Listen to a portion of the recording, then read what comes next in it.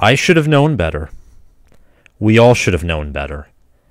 Michigan is the ultimate second half team.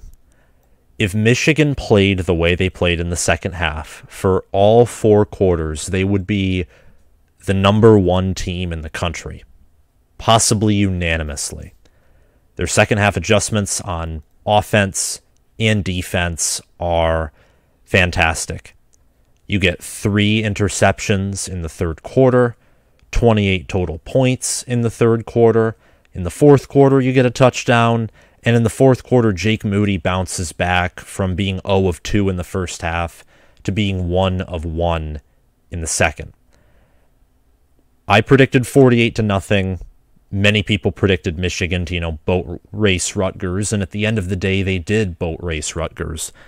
But the way in which it was predicted was a little incorrect.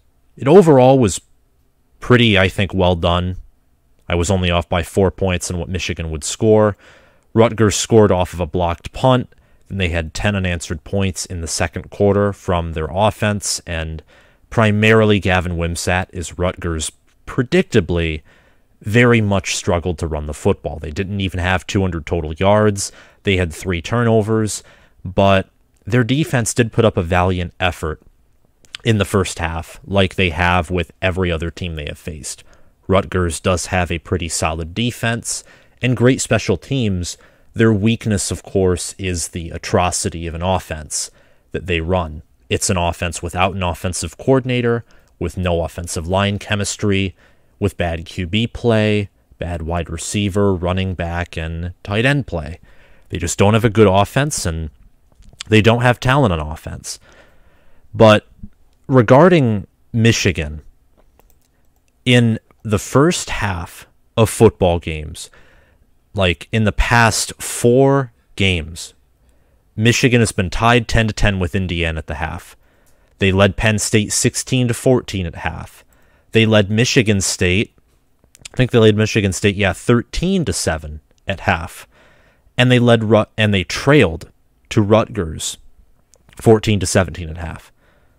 Michigan in their past 4 games, I read somewhere, their past 4 games, they've outscored opponents 100-3 in the second half. Michigan's a war machine. You might catch them napping, or you might catch the old machine, the tank that they are. You might catch it slow, might catch it off guard early. But, man, Michigan, in the analogy of them being a tank, they have really thick armor. They can withstand hits, and they bounce back, and they roll over you in unmatched fashion. 100-3 points in 4 second halves against Indiana, Michigan State, Rutgers, who aren't really impressive, and then against Penn State, who is ranked number 10 in the country. That's where the 3 points came from, by the way, was Penn State, who was Michigan's best opponent by a mile.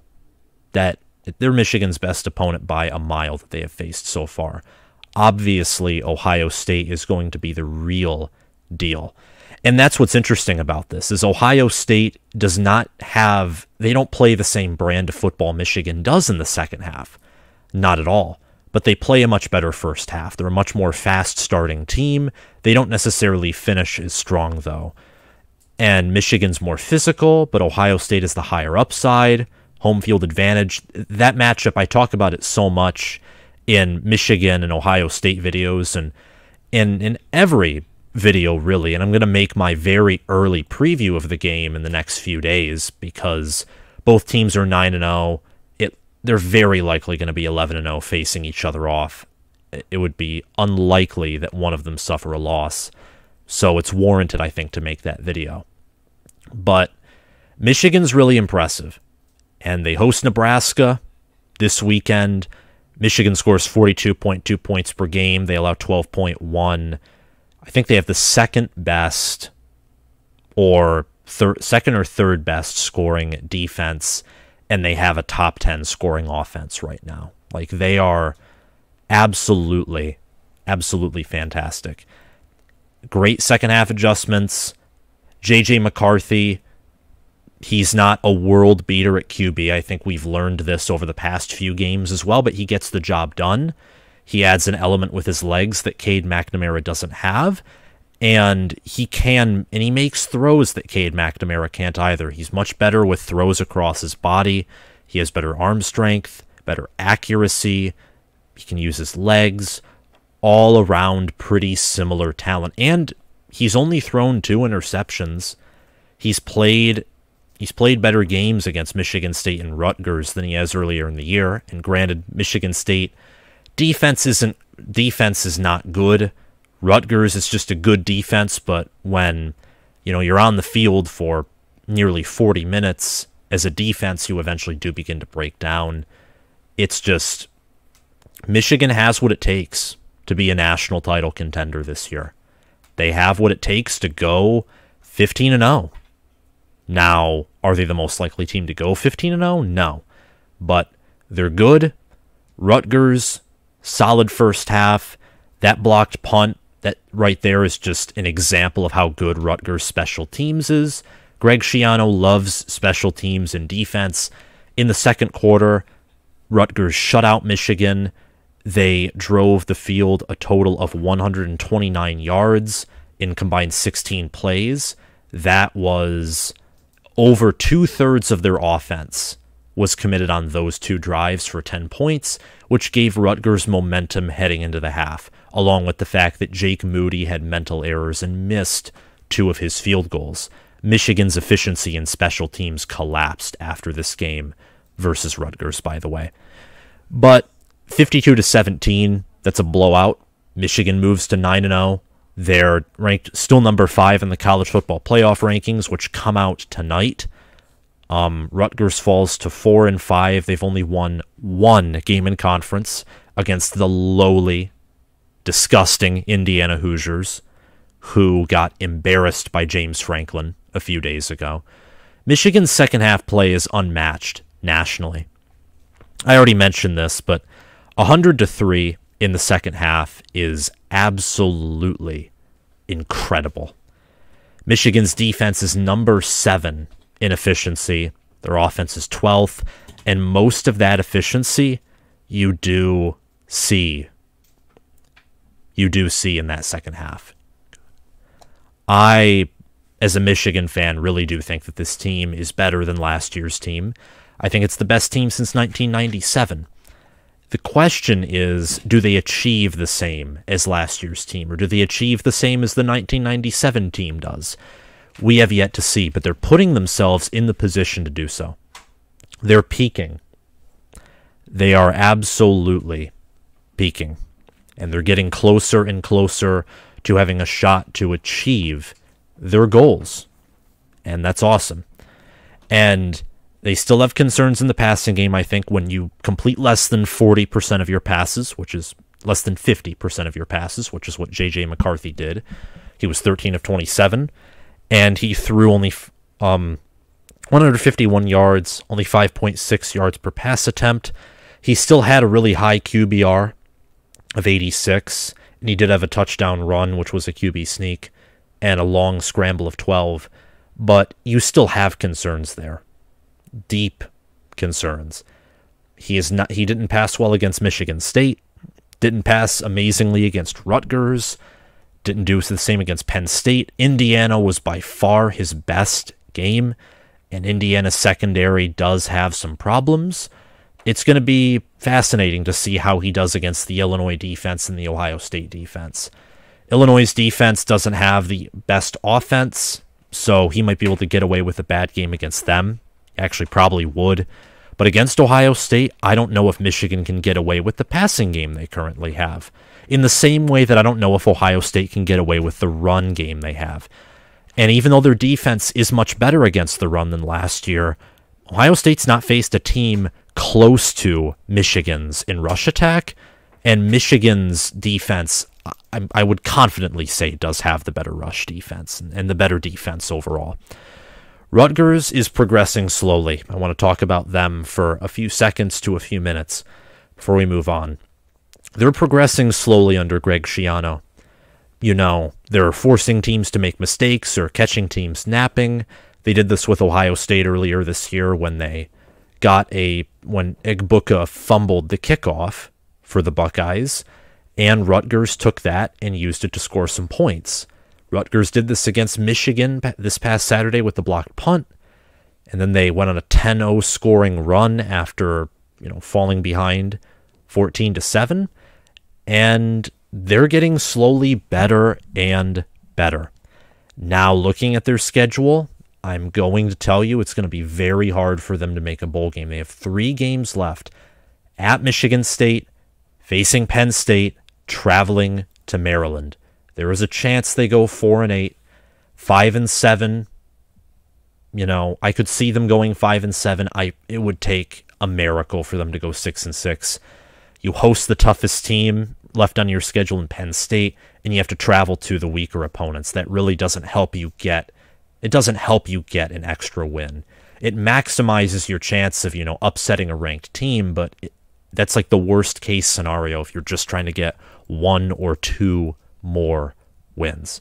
And Rutgers has been dealt with that worst case scenario. Their defense is solid. Holding Michigan to 14 points in the first half. Penn State couldn't do it. Michigan State, they did it. They only held them to 13. But Penn State and Michigan State were able to limit Michigan in the red zone. Rutgers and part of it was due to Jake Moody missing field goals, but Rutgers only held them to, 4 or 3? No, both of it. Jake Moody's field goals were from 50 yards. They held them to 2 red zone trips. You don't do that to Michigan's offense even in the first half. It is very hard to hold Michigan's offense out of the red zone in any half of football. In the second half, it's darn near impossible. First half, it's possible, but it's still very unlikely. It's just easier to force them into the field goals than it is for the touchdowns. That's for certain. So Rutgers as a program is progressing. They themselves are getting better and better. And I don't know yet if Greg Schiano is going to lead them to any kind of prominence or any kind of success in Rutgers' eyes. I think that part of me wants to say it's a little too early to tell, just because how bad Rutgers was when he took over, but you have the transfer portal, you have some resources, you yourself are a seasoned head coach. If this, isn't turned around in 1 or 2 years, I think we will get our answer for sure. And it's safe to say that Rutgers isn't going bowling this season. Michigan, on the other hand, is peaking, thankfully. They're peaking at the right time. Jesse Minter commands one of the best defenses in the country. And, call it what it is. They're top 5 in every category in defense, or close to it. They're top 5 in total yards. They're top 5 in points allowed per game. Those are really the most important. Michigan only allows 72.4 rush yards per game, only 170 passing yards per game. It's pretty darn good. It's really, really good. And the second half adjustments that Minter makes are fantastic. Mike Morris has 7 sacks. He's getting closer and closer to that 10-sack mark. I would not be surprised if he hit it. Reading some statistics from Michigan's defense, they have 503 total tackles. They have 29 sacks, 30 passes defended, 8 interceptions, 1 of which was a pick 6. They have 1 forced fumble, 3 fumble recoveries. And it's just fantastic. And they have a combined 281 solo tackles, 222 assisted tackles. Your leader in sacks is Mike Morris with 7. Braden McGregor, Michael Barrett, and Iyabi Oki are all tied for second with 2.5 sacks. Michael Barrett actually picking up 2 interceptions and the only pick 6 for the Wolverines defense in this game against Rutgers. Fantastic player, Don Brown recruiting player, and now he is showing himself out in a style of defense that many thought would not work for him. And Michigan's offense stepped up against a superior defense because Rutgers' defense is better than Michigan State's defense. I don't think there's really any debate to that. But more can be done. The play calling can be better. J.J. McCarthy can be more accurate. The receivers can do a better job at catching the football and getting open. They can do better.